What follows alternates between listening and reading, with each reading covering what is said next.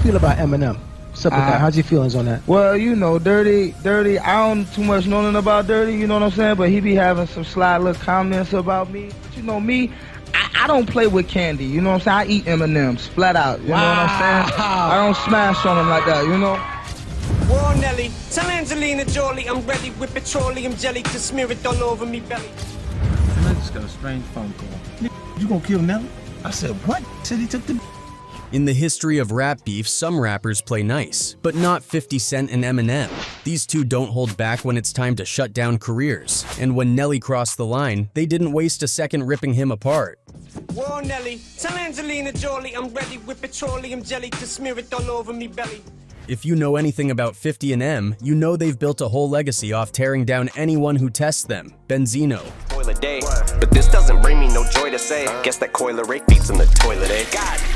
MGK. Your corny lines, slim your roll. Al Kelly, ooh, but I'm 45 and I'm still out selling you. Ja Rule. So yo, 50, what's the definition of a wankster, man? I mean, what is that? Ja Rule. Rick Ross. I'm deciding to your life up. Rick Ross, I'm gonna your life up. For fun.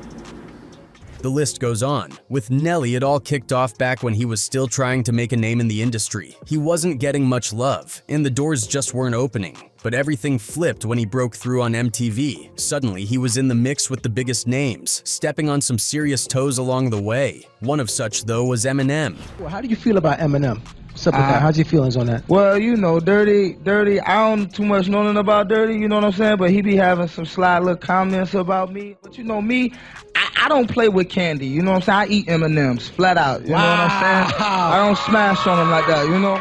And guess what? Eminem wasn't about to let that slide. He supposedly started throwing shots, coming heavy at Nelly. Cause then it's gonna get to the point where it escalates into some other then I'ma flip. But it didn't stop there. 50 Cent, on the other hand, isn't someone to steer clear of such drama. He clowned Nelly every chance he got. Even though everything has now come to a resolve, you cannot but not remember those good old days. So how did this whole thing really begin? Let's take it back to where it all began. Back in the year 2000, Eminem was absolutely on fire. He'd just dropped the Slim Shady LP in '99, and it blew his name up like crazy. Wait, I'm trying to get my head straight, but I can't figure out which Spice Girl I want to impregnate. Everyone was talking about this dude Marshall Mathers. He was hopping on features with Dr. Dre, and it felt like he was everywhere. Then, not long after, he hit us with the Marshall Mathers LP, and that album was unstoppable. It received double platinum in its first week. I was just a little baby boy, my mama used to tell me these crazy things. At this point, it was like no one could touch him. This was his year, no question. But while Eminem was running the game, there was this other guy, an unknown artist from Universal Records, just trying to get some shine. His name, Nelly. In February of that same year, he dropped a track and video called Country Grammar.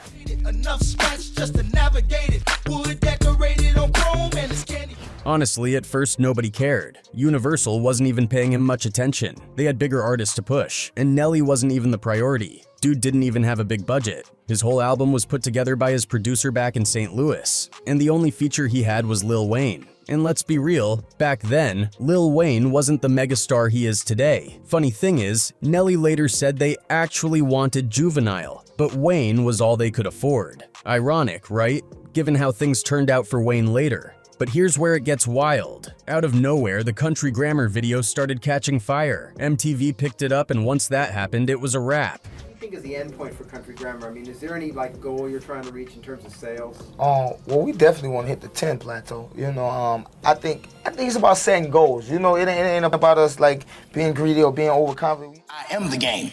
Right. And then once I start realizing and start thinking yo, I am the game. Right. And that's when this is boom. People couldn't get enough of it. It was fun, catchy, and straight up infectious. Suddenly, Universal realized they might have been sleeping on a gold mine. So they switched gears and put their weight behind Nelly. And surprise, he wasn't just a one-hit wonder. Once people started digging into his album, they realized it was packed with bangers. And just like that, this dude from St. Louis, a city that wasn't even on the hip-hop map, was on top of the charts. In fact, by July, Nelly was sitting at #1 on the Billboard hip-hop charts, straight up edging out Eminem for a few weeks. And here's the crazy part. While Eminem had Dr. Dre, a massive label push, and all these high-profile collabs backing him, Nelly pretty much did it on his own, with no cosigns, no superstar features, just raw talent and hustle, and people were not ready for how fast he was taking off. Back then, if you wanted to know who was really buzzing, you didn't check social media. It was all about TRL, Total Request Live. Top 10 videos, and also we'll be taking questions from the audience and questions from you. We got more Total Request Live coming up, so stay tuned. And at that time, Eminem basically owned MTV. He was wild, doing all kinds of crazy stuff and dominating the countdown. His name is Eminem, everybody.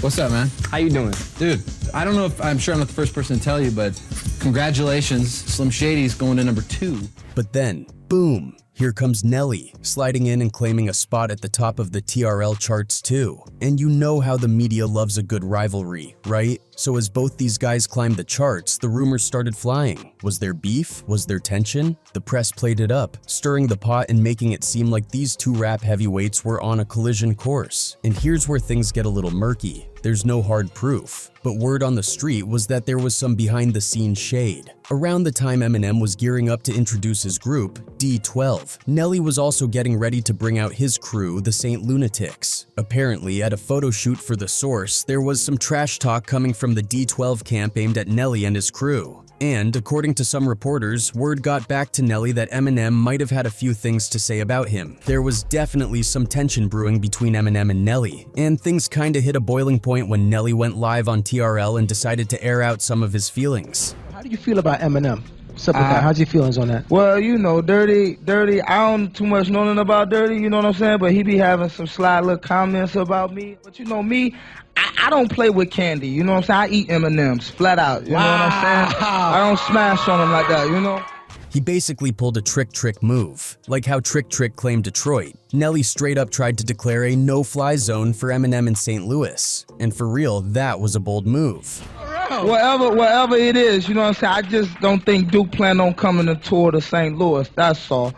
That's all. He just limited himself, but it's all great. At the time, Eminem was a massive deal, and for Nelly to come out and make a threat like that, people were shook. The media, of course, ate it up. They had a juicy story on their hands, so they ran with it, hyping up this so-called beef between two of the biggest rappers around. And here's the thing. At this point, Nelly and Eminem weren't that far apart in terms of popularity. Nelly had skyrocketed off the success of Country Grammar, and suddenly, he was one of the only rappers even close to being on M's level. And if you know anything about Eminem, you know he's never been the type to back down from a beef. You say one thing about him, whether it's MGK talking about his daughter or Benzino running his mouth, Eminem's gonna clap back, so naturally the rumors started flying. There was this track called Detroit Grammar that everyone thought was a direct diss aimed at Nelly. People were digging for it, remixing old Eminem freestyles and trying to connect the dots. But here's the twist, the track probably never existed. You won't find any official version of Detroit Grammar anywhere. But even without a diss track, Eminem wasn't about to just let the whole no-fly zone thing slide. Word is, when Nelly and the St. Lunatics went on tour, M's team made some moves of their own. Instead of St. Louis being a no-go for Eminem, Detroit and pretty much the entire Michigan area became a no-fly zone for Nelly. Venues were canceling appearances and promo opportunities started drying up. It got so tense that Nelly's camp actually reached out to Eminem's manager, Paul Rosenberg, to smooth things over. And Paul basically told them straight up, look, you went on TV, you talked your mess, and now this is us clapping back. Simple as that. Eventually, though, the two sides apparently talked it out. According to some insiders, Eminem and Nelly had a private conversation, cleared the air, and that's why the whole situation just kind of fizzled out. But it didn't really end there. Fast forward to 2002. Both artists drop huge albums. Eminem drops The Eminem Show. Stuck in your head for days and days. Who would have thought standing in this mirror, bleaching my head? And Nelly follows up with Nellyville. You do unto others if you don't want it, don't do the capping. Think that's cool, 40 acres. And guess what? Nellyville does insane numbers, like stupid big. We dropped 2 albums on the same day, and they each went 1 and 2 on the chart. Nellyville, in between that, is one of the greatest runs in history. At this point, Nelly's one of the only rappers still holding his own against Eminem's massive commercial success. And of course, with both albums out, the rivalry rumors flared up again. Fueling the fire was Eminem's mixtape with DJ Green Lantern, The Invasion. People swore Eminem took shots at Nelly on that tape, but when you really break it down, it wasn't exactly a direct diss. What Eminem did do, though, was reference Nelly's hit Air Force Ones, which the media ran with as some kind of subtle jab. Cause then it's gonna get to the point where it escalates into some other then I'ma flip, then I'ma... But if you listen closely, the real heat on that mixtape, it was aimed at Benzino and The Source, not Nelly. Basically, Eminem was sending a message. He wasn't about to let anyone come for his crown. And while the whole Nelly situation had cooled off behind the scenes, Eminem was making it clear that if anyone else wanted to start something, he was ready to take it there, no hesitation. And let's be honest, if the Detroit Grammar track had dropped back in 2000, right after Nelly's TRL moment, it might have felt more personal. But by 2002, it was less about Nelly and more about Eminem flexing his lyrical dominance, especially with all the drama brewing with Benzino and later Ja Rule. At the end of the day, the tension between Eminem and Nelly was real, but it never exploded into a full-blown war. And in a way, Eminem was using the whole situation as a warning. Sure, you can talk your talk, but if you want smoke, he's got plenty to deliver. Fast. To crown this, let's rewind to where it all began for Nelly. Born Cornell Irel Haynes Jr. on November 2, 1974 in Austin, Texas, he was the only kid of Cornell Haynes and Rhonda Mack. His dad was busy serving in the Air Force for most of his early years, but when Nelly was 7, his parents called it quits. After the split, he and his mom packed up and moved from St. Louis, Missouri to a suburb called University City, and that's where things really started to pop off for him. While he was in high school, Nelly and his friends, Allie, Murphy Lee, Kaiwan, Slowdown, and his half-brother City Spud, formed a group called the St. Lunatics. We named the St. Lunatic album after him and all of that and just start repping the band-aid like, fuck it, I'ma hold cuz down, we gon' ride this thing out until he get out of it. In 1996, they dropped a local hit called Gimme What You Got, and while it got them some love around St. Louis, breaking out beyond their city wasn't exactly easy.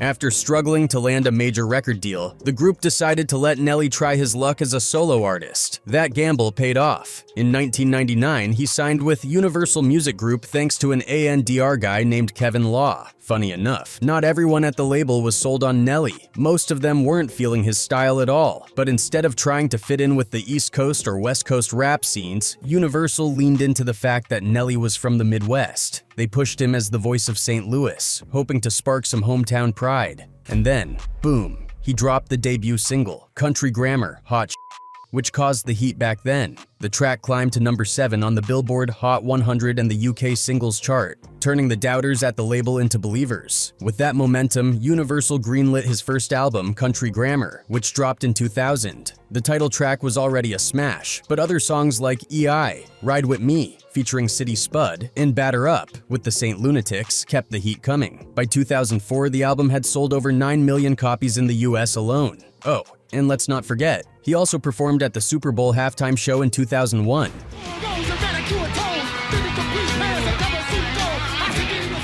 Nelly didn't slow down. In 2002, he came back swinging with his second album, Nellyville, which debuted at number 1. The lead single, Hot in Air, was everywhere, you couldn't escape it, and it even earned him a Grammy. Then there was Dilemma, his duet with Kelly Rowland, which sold over 7.6 million copies worldwide. Other hits like Air Force Ones, Pimp Juice, and Number 1 Inch kept him at the top of the charts. And by 2003, the album was 6 times platinum. Not everything was smooth sailing, though. In 2003, Nelly dropped a remix video for Tip Drill, and it stirred up major controversy because of how it portrayed women.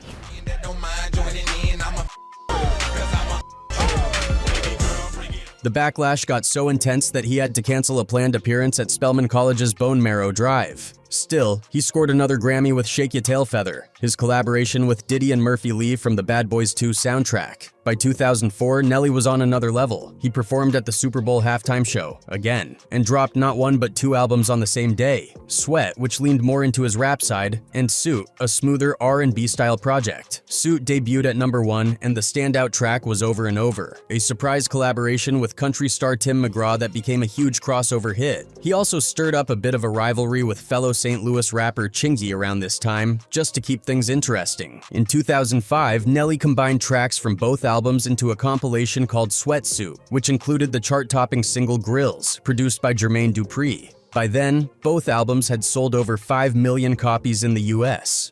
After a few delays, Nelly's next album, Brass Knuckles, finally arrived in 2008. The project went through several changes. His original lead single, Wadzionomy, was scrapped, and instead he kicked things off with Party People, a high-energy track featuring Fergie. Other singles included Stepped on My J's with Ciara and Jermaine Dupri, and Body on Me with Akon and Ashanti. Around the same time, he also hopped on Rick Ross's Here I Am, proving that even after nearly a decade in the game, Nelly still had plenty of star power.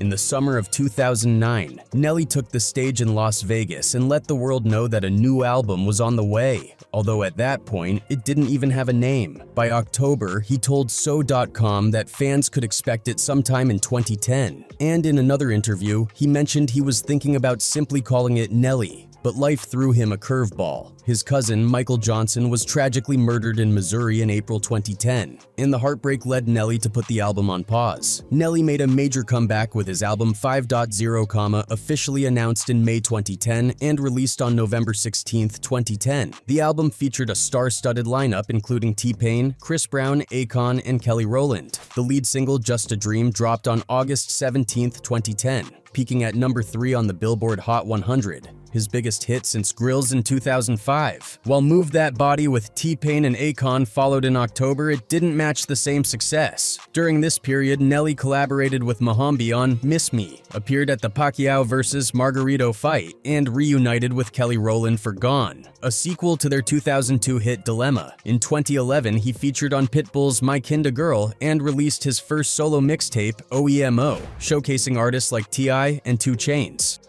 By 2012, Nelly joined the CW's reality show, The Next, Fame is at Your Doorstep as a coach, and dropped his second mixtape, Scorpio Season, keeping his momentum strong. The following year, Nelly returned to the charts with Hey Portia, the lead single from his 7th studio album, Missouri. The song cracked the Billboard Hot 100 at number 42, but made a bigger splash internationally, hitting the top 10 in countries like Australia, Ireland, New Zealand, and the UK. Around the same time, he hopped on a remix of Florida Georgia Line's breakout hit Cruise, which became a massive crossover moment. In July 2013, he also dropped Get Like Me, a collaboration with Nicki Minaj and Pharrell Williams, ahead of M.O. Quote. DOS release on September 30th, 2013 via Republic Records. From 2014 to 2015, Nelly let fans into his world with Nellyville, his BET reality show named after his classic second album. It followed his life, career, and family, including his 4 kids, 2 biological, 2 from his late sister.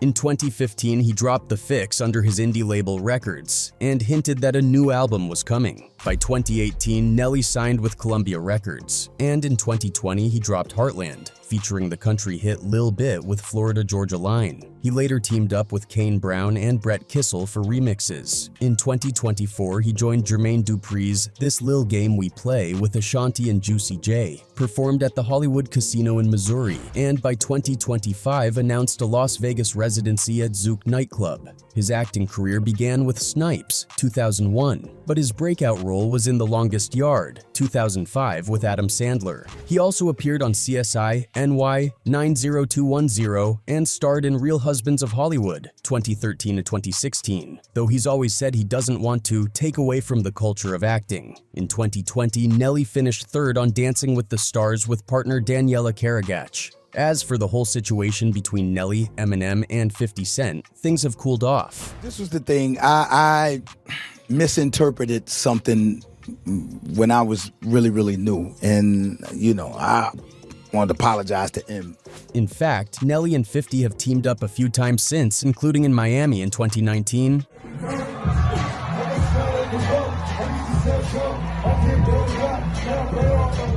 Even 50 has admitted Nelly's influence in some of his songs. When Nelly's going, it's getting hot in here, so take off all your clothes. At the end of the day, it's just another hip-hop beef that won't be forgotten anytime soon.